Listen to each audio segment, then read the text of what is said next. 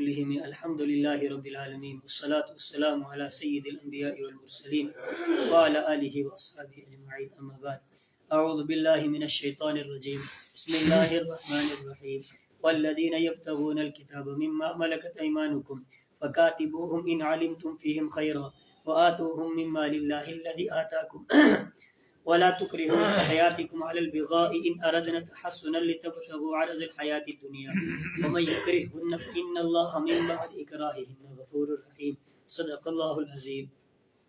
اس سے پہلا جو ہمارا سبق گزرا وہ تھا وَأَنْكِحُوا الْأَيَامَ مِنْكُمْ وَالصَّالِحِينَ مِنْ عِبَادِكُمْ وَإِمَائِكُمْ، کہ تمہارے مرد اور عورتیں جو آزاد ہیں، نکاح کے قابل ہیں، بے نکاحیں ہیں، ان کا کیا کرا دو؟ نکاح کرا دو۔ اور پھر اگر تمہیں یہ ڈر ہے کہ اگر نکاح کرا دیا تو خرچہ کہاں سے پورا ہوگا، جب نکاح کرا دیں گے تو ایک آدمی کا اضافہ ہوگا، اور جب ایک آدمی بڑھ جائے گا تو خرچے بھی بڑھ جائیں گے، نہ جانے خرچہ پورا ہوگا بھی یا نہیں ہوگا۔ تو اللہ نے فرمایا کہ تمہیں اپنی تمام تر امیدوں کو کس کے ساتھ باندھ دینا چاہیے؟ اللہ کے ساتھ باندھ دینا چاہیے۔ تمہیں جو ہے بھروسہ کس پر کرنا چاہیے؟ اللہ پر کرنا چاہیے۔ ابھی اگر تمہارے پاس موجودہ حالت میں تمہیں وسعت ہے، طاقت ہے نکاح کرانے کہ تم اللہ پر بھروسہ کرو اور دونوں کا کیا کرو، لڑکے اور لڑکی کا نکاح کرا دو، مرد اور عورت کا نکاح کرا دو۔ ان یکونوا فقراء یغنیہم اللہ من فضلہ، ابھی نکاح کرا دو، بعد کی اللہ پر چھوڑ دو، کیا پتہ اللہ رب العزت ان کے فقر کو دور کرے، تنگدستی کو دور کرے اور ان کو کیا کر دے، اپنے فضل سے مالدار کر دے۔ لیکن ساتھ ساتھ ایک اور چیز بتائی کہ وَلْيَسْتَعْفِفِ الَّذِينَ لَا يَجِدُونَ نِكَاحًا، جو بالکل بھی سیرے سے ہی جو ہے وہ نکاح کرنے کی طاقت نہیں رکھتے، ان کے پاس مال اور دولت اور اسباب نہیں ہے، ہمیں ان کو پھر صبر کرنا چاہیے، ان کو پھر پاک دامنی اختیار کرنا چاہیے۔ پھر ہم حدیث بھی سن چکے کہ پاک دامنی کیسے اختیار کرنی ہے۔ اللہ کے حبیب نے فرمایا کہ اے نوجوانوں کی جماعت، جو تم میں سے گھر بسانے کی طاقت رکھتا ہے، جس کے پاس اسباب ہیں، نکاح کر سکتا ہے تو نکاح کر لے، اور اس لیے کہ یہ شرمگاہ کی حفاظت کرنے کا ذریعہ ہے اور آنکھوں کی حفاظت کا ذریعہ ہے۔ اور پھر آگے فرمایا کہ جو تم میں سے نکاح نہیں کر سکتا ہے تو اس کو کیا کرنا چاہیے؟ اس کو صبر کرنا ہے۔ صبر کرنے کا کیا طریقہ بتایا؟ فرمایا اس کو روزے رکھنے چاہیے، اس لیے کہ روزہ جو ہے وہ شہوت کو کیا کر دیتا ہے، توڑ دیتا ہے۔ یہ بیان فرمایا۔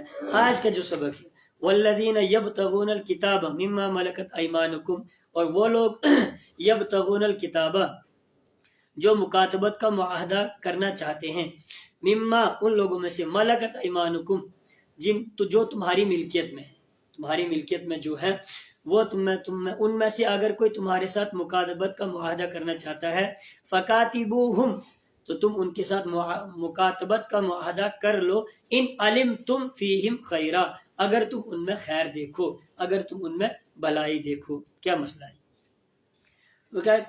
یہاں سے بتایا جا رہا ہے کہ جب غلاموں اور باندیوں کا دور تھا، جس وقت غلام بھی ہوا کرتے تھے اور باندیاں بھی ہوا کرتی تھی، تو غلاموں اور باندیوں کا جو رواج تھا اس وقت وہ غلام اور باندیاں اپنے آقا سے یہ کہتے تھے کہ ہم تمہیں اتنی رقم دے دیں گے، ایک رقم طے کی جاتی تھی کہ ہم تمہیں اتنی رقم کما کر کے دیں گے، تم ہمیں کیا کر دو، آزاد کر دو، تم ہمیں کیا کر دو، آزاد کر دو۔ غلام یا باندی دونوں میں سے کوئی ایک کہتا تھا اپنے آقا سے کہ میں تمہیں اتنی رقم، ایک رقم طے ہوتی تھی، اتنی رقم کما کر کے دوں گا، ابھی نہیں بعد میں دوں گا، یعنی کما کر کے دوں گا۔ تو ایک وقت بھی مقرر کیا جاتا تھا، تو میں کما کر کے دوں گا تو مجھے آزاد کر دو، اس کو مکاتبت کہا جاتا ہے۔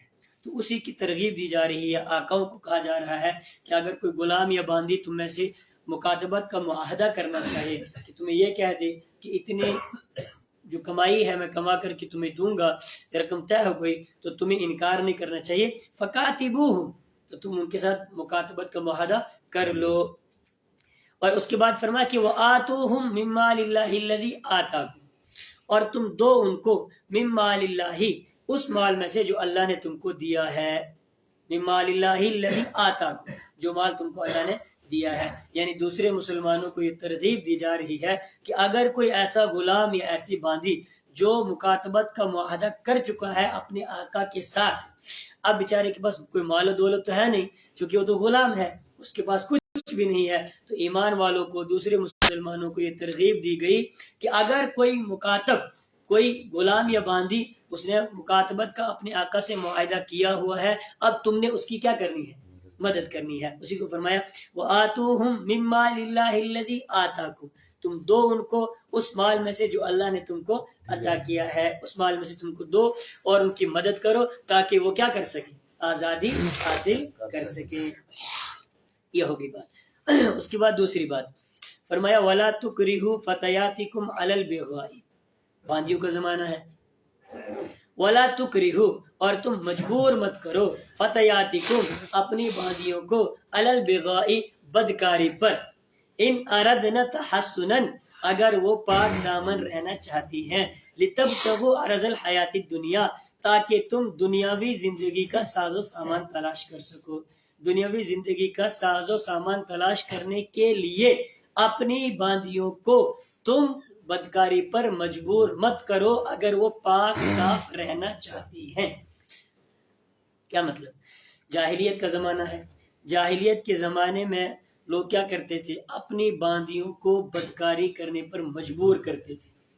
کیا کرتے تھے؟ خود بدکاری نہیں کرتے تھے ان کے ساتھ، بلکہ دوسرے لوگوں سے ان سے کیا کرواتے تھے، دوسرے لوگوں کے ساتھ ان کو بدکاری کرواتے تھے اور پھر پیسے کماتے تھے. کیا کرتے تھے؟ پیسے کماتے تھے. عصمت فروشی کرتے تھے، بدکاری کرواتے تھے اور پھر بدکاری کے بدلے میں ان سے، جو ان کے ساتھ بدکاری کرتا تھا، ان سے کیا لیتے تھے، پیسے لیتے تھے. تو اس آیت کے اندر اس گندی رسم کو ختم کیا اور فرمایا کہ بڑا سخت گناہ ہے، چھوٹا موٹا گناہ نہیں، بہت بڑا گناہ ہے، اور اس کو ختم کر دیا. اسی کو فرمایا کہ وَلَا تُكْرِهُ فَتَيَاتِكُمْ، اور تم مجبور مت کرو اپنی باندیوں کو، عَلَى الْبِغَاءِ، بدکاری پر، ان اردنا تحسنن، اگر وہ پاک دامن رہنا چاہتی ہیں، لتبتغوا عرض الحیات الدنیا، تاکہ تم دنیاوی زندگی کا ساز و سامان تلاش کرو. دنیا کمانے کے لیے اپنی آخرت کو برباد مت کرو. وَمَن يُكْرِهُنَّ فَإِنَّ اللَّهَ مِن بَعْدِ إِكْرَاهِهِنَّ غَفُورٌ رَحِيمٌ. وَمَن يُكْرِهُنَّ، اور جو ان کو مجبور کرے گا، ان باندیوں کو بدکاری کرنے پر جو انسان کیا کرے گا، مجبور کرے گا، فَإِنَّ اللَّهَ مِن بَعْدِ إِكْرَاهِهِنَّ غَفُورٌ رَحِيمٌ، تو بے شک اللہ تعالیٰ من بعد إِكْرَاهِهِنَّ، ان کو مجبور کرنے کے بعد، غفور، بخشنے والا ہے، رحیم، بڑا مہربان ہے. کیا مطلب؟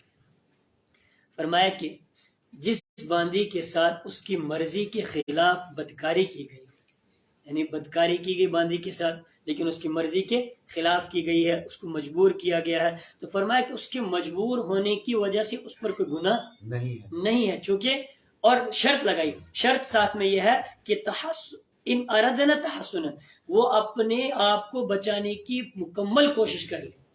مکمل کوشش کی اس نے اپنے آپ کو بچانے کی بدکاری سے، لیکن اس کے آقا نے اس کو کیا کیا، مجبور کیا. تو فرمایا اس کے مجبور ہونے کی وجہ سے یہ کیا ہے، اب اس پر کوئی گناہ نہیں ہے. اللہ رب العزت اس کو معاف کرنے والا ہے، اللہ رب العزت بڑا مہربان ہے. اب گناہ کس پر ہوگا؟ فرمایا گناہ اس پر ہوگا جس نے اس کے ساتھ بدکاری کی، جس نے اس کے ساتھ کیا کی ہے، بدکاری کی ہے، اس کو گناہ ہوگا. اور جو اس کے آقا ہے اس کو بھی کیا دی جائے گی، سزا دی جائے گی. جو قاضی مناسب سمجھے گا اس کو کیا ملے گی، سزا دی جائے گی. لیکن اب جو زنا کی سزا ہے، بدکاری کی جو سزا ہے، حد جو ہے وہ اس پر جاری ہوگی جس نے اس کے ساتھ کیا کی ہے، بدکاری کی ہے. اس پر کوئی گناہ نہیں ہوگا. اور سزا بھی جو لگے گی وہ کس کو لگے گی، یہ جو باندھی ہے بیچاری جو مجبور کی گئی، اس پر حد بھی جاری نہیں ہوگی. وہ حد بھی جاری کس پر ہوگی، وہ حد جاری ہوگی اس شخص پر جس نے اس کے ساتھ بدکاری کی ہے. اسی کو بیان فرمایا.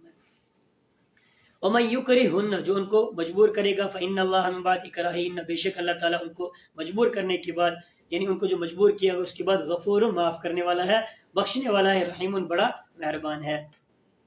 وَلَقَدْ أَنزَلْنَا إِلَيْكُمْ آيَاتٍ مُبَيِّنَاتٍ، اور یقیناً ہم نے اتارا تمہاری طرف آیات مبینات، واضح نشانیوں کو، واضح احکامات کو، وَمَثَلًا، اور مثالیں بھی اتاری، مِنَ الَّذِينَ خَلَوْا مِن قَبْلِكُمْ، ان لوگوں کی جو تم سے پہلے گزر گئے، یعنی امت محمدیہ سے پہلے جو لوگ گزرے ہیں، قوم سمود، قوم عاد، تو ان تمام کے تمام لوگوں کے قصے بھی بیان کیے گئے تمہارے سامنے. وَمَوْعِظَةً، اور نصیحت کو بھی اتارا، للمتقین، لیکن نصیحت کس کے لیے، متقیوں کے لیے، ڈرنے والوں سے، یعنی اللہ رب العزت سے جو ڈرتے ہیں ان کے لیے کیا ہے، نصیحت کو بھی اللہ رب العزت نے اتارا. اللہ تعالیٰ مجھے بھی اور آپ کو بھی عمل کرنے کی توفیق عطا فرمائے. وآخر دعوانا ان الحمد